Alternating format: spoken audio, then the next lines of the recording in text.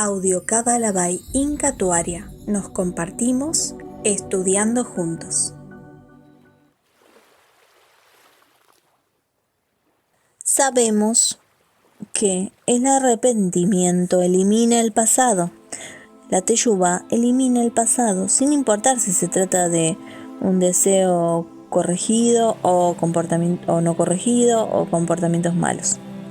Tomemos como ejemplo la muerte de Sarai Menú. Ella falleció en el momento que debía morir.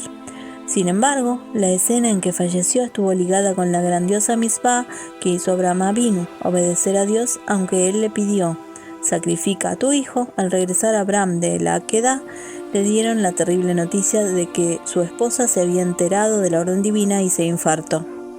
Esto fue orquestado por el instinto malo para que Abraham Avinu se sintiera culpable de la muerte de su esposa y se arrepintiera de lo que había hecho, perdiendo así el mérito de haber superado esa gran prueba. Es por eso que Abraham lamentó calladamente el fallecimiento de su esposa, para que en ningún momento fuera malinterpretado como si se hubiese arrepentido de la misbah que supuestamente originó su desgracia.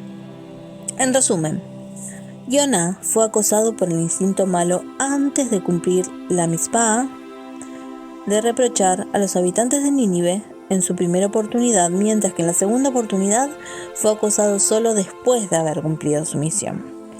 Leemos en el versículo 3 del capítulo 4 de Yoná: y ahora, Dios, toma mi vida, pues prefiero estar muerto que continuar viviendo. Yoná suplica por devolver su alma a Dios, ya que sentía que estaba perdiendo su estabilidad espiritual y como consecuencia corría el grave riesgo de arruinarlo todo, borrándolo de la historia, como si jamás lo hubiera logrado. Después de todo, ya había cumplido su misión y ahora el instinto malo lo intentaba convencer para que se arrepintiera y perdiera su mérito.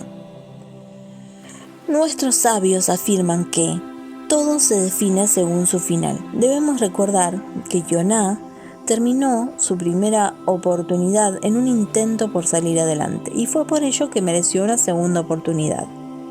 Ahora, si en este nuevo intento terminaba haciendo teshuvá, las probabilidades de merecer una tercera oportunidad serían muy escasas y con un mayor nivel de dificultad. Por lo tanto, prefirió retirarse abollado hoy y no roto el día de mañana, entre comillas esto, ¿no?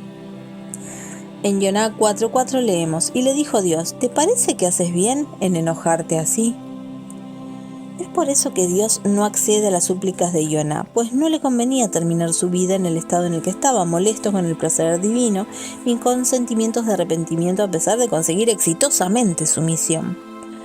Yoná, por su lado, parece no reaccionar ni responder al proceder de Dios. No obstante, posteriormente vemos que Dios le da a Yoná un mensaje con una gran moraleja para hacerle reaccionar y poder así terminar su vida en buen estado, evitando perder todo lo que había logrado.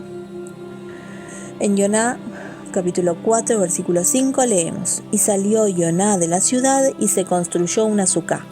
Habitó en ella bajo la sombra hasta descubrir lo que sucederá con la ciudad.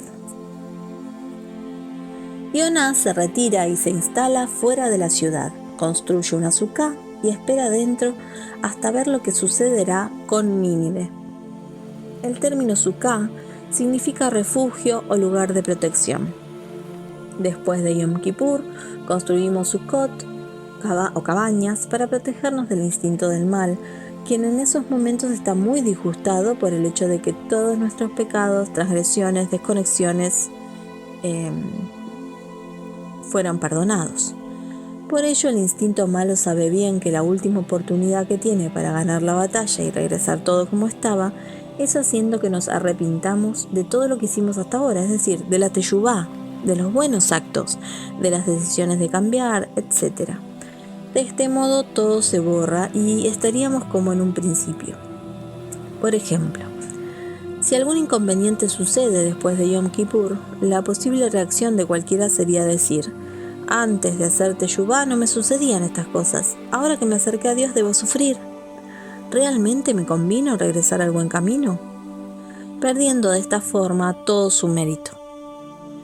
Es por eso que después de Yom Kippur nos resguardamos a la sombra de la sucá, pues tiene la virtud de proteger todo nuestro esfuerzo de teshuvá conseguido hasta entonces como lo indican nuestros sabios. Del mismo modo, la Neyamá, que es Yoná, se resguarda en una suká, pues ante el riesgo de perderlo todo a causa del instinto malo que le incita a arrepentirse, después de haber logrado cumplir con su misión, se ve en la necesidad de protegerse para evitarlo.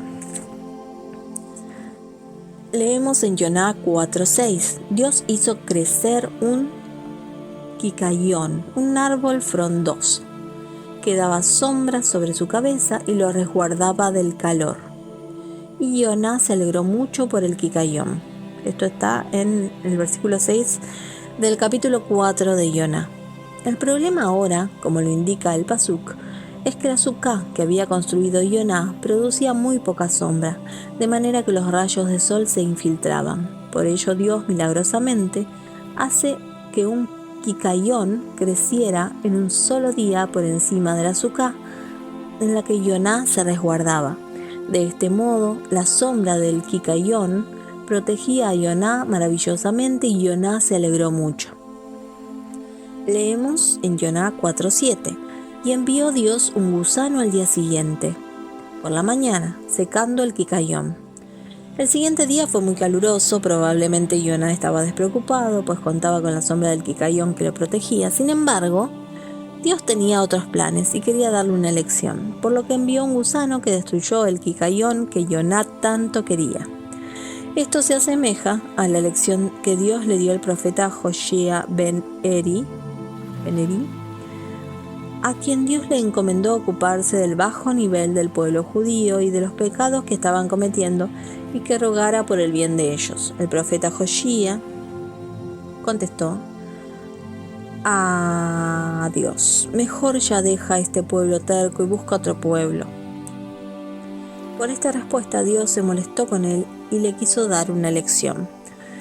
Unos días después le ordenó al profeta: cásate con esta prostituta y ten hijos con ella. El profeta, sorprendido por la orden, la cumplió sin chistar. Después de unos años recibió otra orden: ahora divórciala y abandona a tus hijos. El profeta se quejó: pero yo amo a mis hijos, son mis hijos. Por esto Dios lo regaña: tú te enamoraste de una prostituta y tienes hijos que ni siquiera estás seguro que son tuyos. Y ahora te molesta que te ordene que los abandones y buscas una nueva familia. Y entonces, ¿te atreviste a decirme a mí, que mi pueblo elegido, a mis queridos hijos de Israel, yo los abandone? Con la misma finalidad, Dios permitió a Yoná enamorarse del quicayón para darle al final una lección. Leemos en Yoná 4:8. Al salir el sol, mandó Dios un viento recio solano. El sol hirió en la cabeza a Yoná, que angustiado deseaba la muerte, diciendo: mejor sería para mí morir que vivir. Y para incrementar su necesidad por el quicayón, y con ello lamentar más su pérdida, Dios creó unas circunstancias que para que a Yoná le doliera más el hecho de perderlo. Los rayos del sol se infiltraron por la suká, golpeando su calor sobre la cabeza de Yoná, quien, casi desmayado y sin fuerzas, ruega a Dios que termine con su vida. Leemos en Yoná 4:9. Entonces Dios dijo a Yoná: ¿te parece bien enojarte por el quicayón? Y él respondió: sí, me parece bien enojarme hasta la muerte. Dios pregunta a Yoná: ¿disfrutaste del quicayón? ¿Sufriste por su desaparición? Y Yoná responde afirmativamente a ambas preguntas. Con esta pregunta retórica, Dios quiere confirmar el amor y el cariño que desarrolló Yoná por un efímero quicayón, para después regañarlo y así darle una lección, como hizo Dios con el profeta Joshua.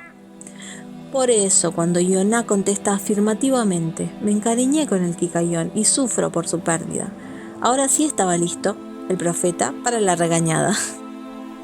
Leemos en Yoná 4:10 y 4:11. Le dijo: tú tienes lástima del quicayón por el que no trabajaste para hacerlo crecer, que surgió una noche y otra noche pereció.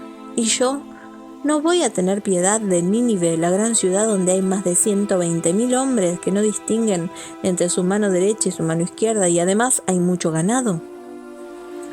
Rabbi Eliyahu Dessler dice: cuanto más das, más amas.